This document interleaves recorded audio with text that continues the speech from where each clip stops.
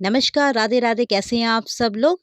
समय न गवा के आज की शुरू करते हैं मैराथन क्लास। ये सारे ही क्वेश्चंस आपके लिए बहुत यूजफुल साबित होने वाले हैं, तो जिन्होंने सब्सक्राइब नहीं कर रखा है चैनल वो सब्सक्राइब कर लें, और जिन्होंने सब्सक्राइब कर रखा है वो लाइक एंड शेयर जरूर कीजिए। एपिलेप्टिक दौरों यानी कि फिट्स को रोकने के लिए निम्नलिखित में से कौन सी दवा दी जाती है?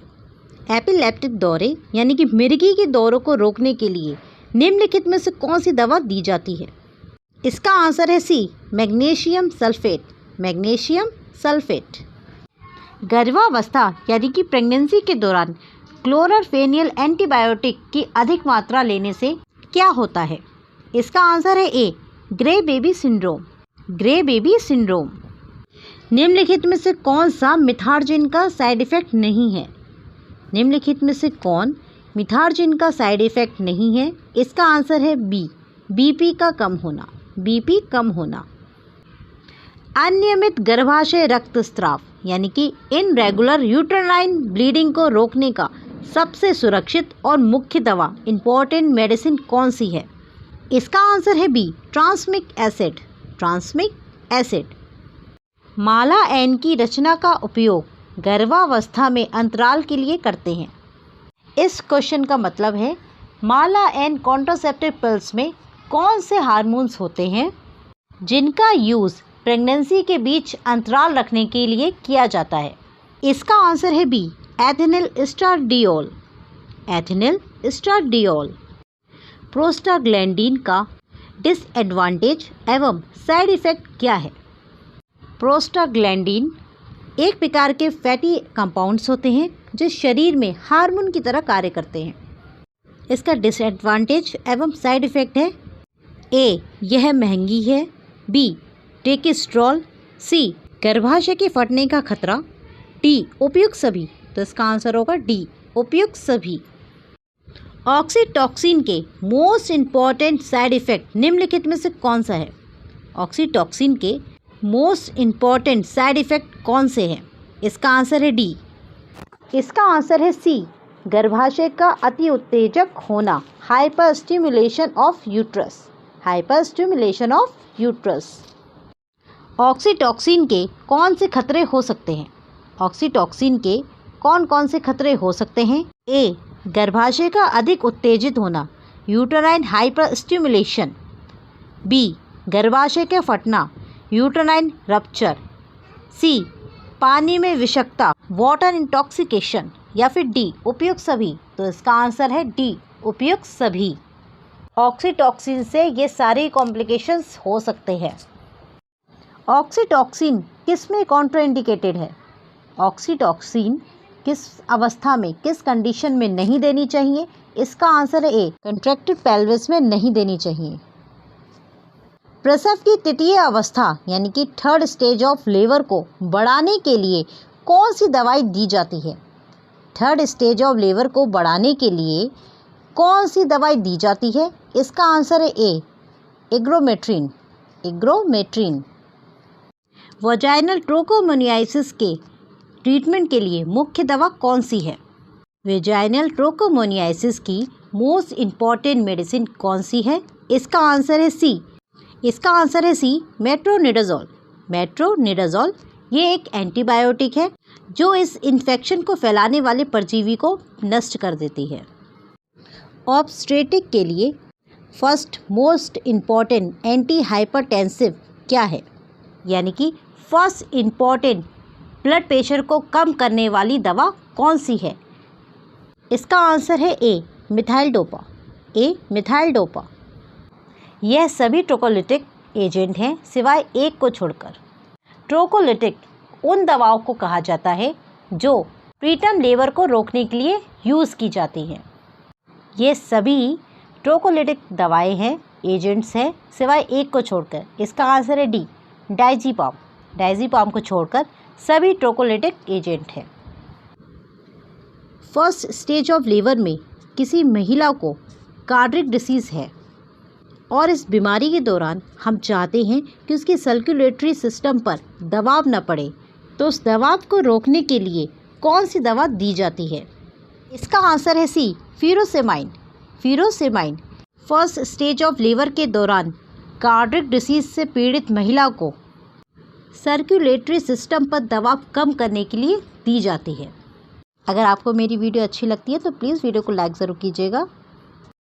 अत्यधिक मैग्नीशियम लेवल का फर्स्ट साइन क्या है? एक्सेसिव ब्लड मैग्नीशियम लेवल का फर्स्ट साइन यानी कि पहला लक्षण क्या है? इसका आंसर है बी, नी जर्क रिफ्लेक्स का लुप्त होना। एक्सेसिव ब्लड मैग्नीशियम लेवल को हाइपरमैक्सेमिया भी कहा जाता है। वेजाइनल ट्रोकोमोनियासिस का बेस्ट ट्रीटमेंट क्या है? वेजाइनल ट्रोकोमोनियासिस का बेस्ट ट्रीटमेंट क्या है? इसका आंसर है बी, ओरल मेट्रोनियाजोल दोनों पति पत्नी को। ओरल मेट्रोनियाजोल दोनों पति पत्नी को दिया जाना चाहिए। मैग्नीशियम सल्फेट देते समय कौन से पैरामीटर को देखेंगे? मैग्नीशियम सल्फेट को देते समय कौन से पैरामीटर को देखा जाता है? ए, हर घंटे पल्स, रेस्पिरेटरी रेट और ब्लड प्रेशर को चेक करना। बी, डीप टेंडन रिफ्लेक्स हर 4 घंटे में। सी, हर घंटे मूत्र का निष्कासन। इसका आंसर है डी, उपयुक्त सभी। मैग्नीशियम सल्फेट देते समय इन सभी पैरामीटर्स को देखा जाता है। माला एन में नाइजेस्ट्रॉल एवं एथाइल एस्ट्राडोल की कितनी मात्रा होती है? माला एन में नाइजेस्ट्रॉल एवं एथाइल एस्ट्राडोल की कितनी मात्रा होती है?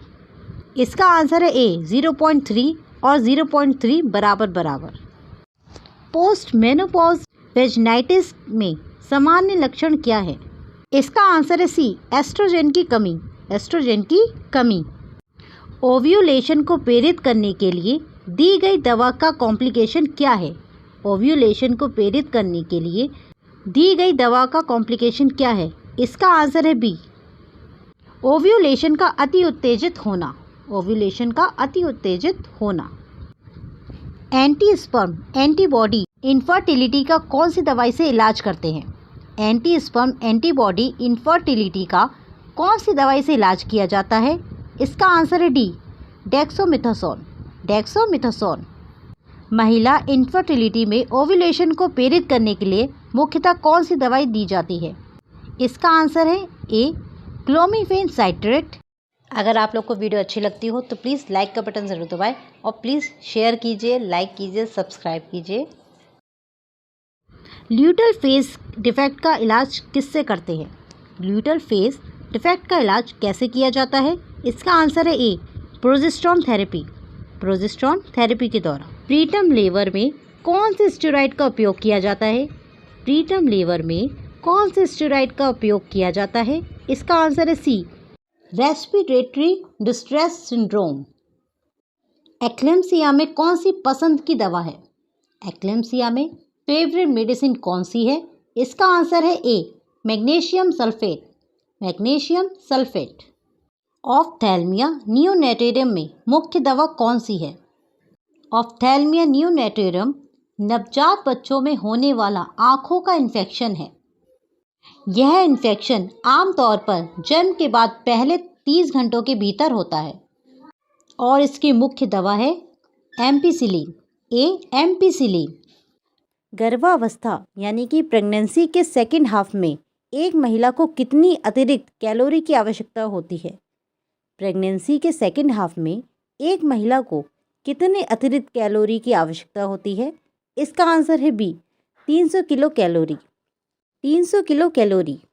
गर्भावस्था यानी कि प्रेगनेंसी के दौरान एक महिला को कितनी ज़्यादा प्रोटीन की मात्रा की आवश्यकता होती है? प्रेगनेंसी के दौरान एक महिला को कितने प्रोटीन की आवश्यकता होती है? कितने अधिक प्रोटीन की आवश्यकता होती है? 10 ग्राम प्रतिदिन। 10 ग्राम प्रतिदिन अतिरिक्त प्रोटीन की आवश्यकता होती है।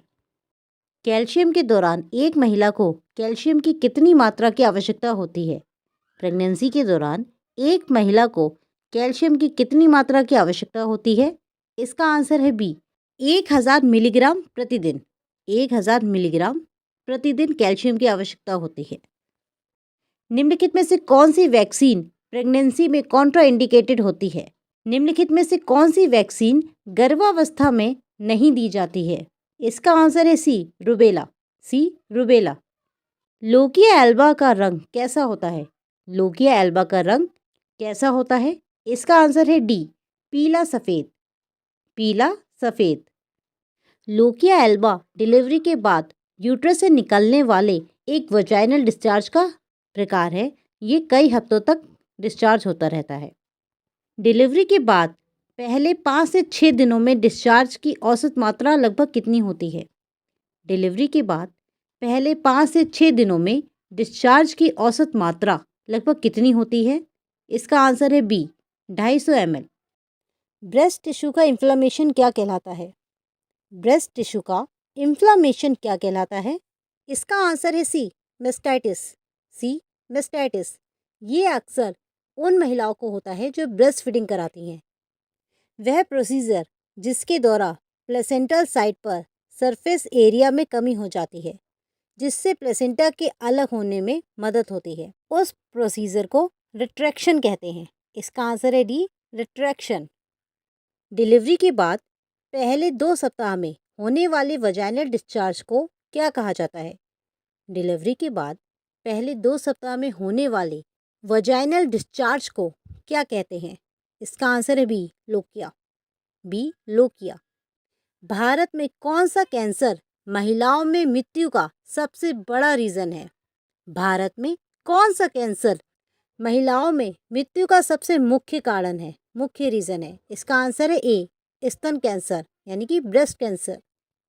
पोस्टीरियल फोंटेनेल पर कुल कितने सूचक जुड़ते हैं? पोस्टीरियल फोंटेनेल पर कुल कितने सूचक जुड़ते हैं? इसका आंसर है बी, 3। पोस्टीरियल फोंटेनेल पर कुल 3 सूचक जुड़ते हैं। फेस प्रेजेंटेशन के दौरान सिर का एटीट्यूड कैसा होगा? फेस प्रेजेंटेशन के दौरान सिर का एटीट्यूड कैसा होगा? इसका आंसर है ए, फ्लेक्शन। ए, फ्लेक्शन। फेस प्रेजेंटेशन के दौरान बच्चे का सिर पूरी तरीके से मुड़ा हुआ होता है पीछे की ओर, जिससे बच्चे का चेहरा सबसे पहले जन्मनाल में आता है। ये एक अब नॉर्मल पोजीशन है। लॉन्गिट्यूडाइनल स्यूचर को अन्य किस नाम से भी जाना जाता है? लॉन्गिट्यूडाइनल स्यूचर को अन्य किस नाम से भी जाना जाता है? इसका आंसर है A, sagittal suture. Sagittal suture. Longitudinal suture मानव खोपड़ी में पाए जाने वाला एक रेशेदार जॉइंट है, जिसे सेजाइटल सूचर भी कहा जाता है। फीटल स्कल में सूचर लाइन में उपस्थित चौड़ी जगह वाइट गैप को क्या कहते हैं? फीटल स्कल में सूचर लाइन में उपस्थित एक चौड़ी जगह होती है, वाइट गैप होता है, उसे क्या कहा जाता है? आपने छोटे बच्चों के सर के ऊपर एक गड्ढा सा देखा होगा, छोटा सा खाली खाली सा, उसको फ्रंटनल कहते हैं। कौन सी संरचना ब्रेगमा के नाम से भी जानी जाती है? कौन सी संरचना ब्रेगमा के नाम से भी जानी जाती है? इसका आंसर है ए, एंटीरियल फ्रंटनल। एंटीरियल फ्रंटनल। ब्रो प्रेजेंटेशन के दौरान सिर का एटीट्यूड कैसा होगा? ब्रो प्रेजेंटेशन के दौरान सिर का एटीट्यूड कैसा होगा? यह एक अब नॉर्मल पोजीशन है, जिसमें बच्चे का माथा व आईब्रो सबसे पहले जन्मनाल में आती हैं। इसमें नॉर्मल डिलीवरी होना बहुत मुश्किल होता है, ज़्यादातर इसमें सिजेरियन सेक्शन ही होता है। इसका आंसर है D, partial extension. Partial extension. Posterior frontal को किस नाम से भी जाना जाता है? पोस्टीरियल फ्रंटनल को किस नाम से भी जाना जाता है? इसका आंसर है बी, लैम्डा। इसका आंसर है लैम्डा। एंटीरियल फ्रंटनल कब बंद होती है? एंटीरियल फ्रंटनल कब बंद होती है? इसका आंसर है बी, जन्म के 18 महीने बाद।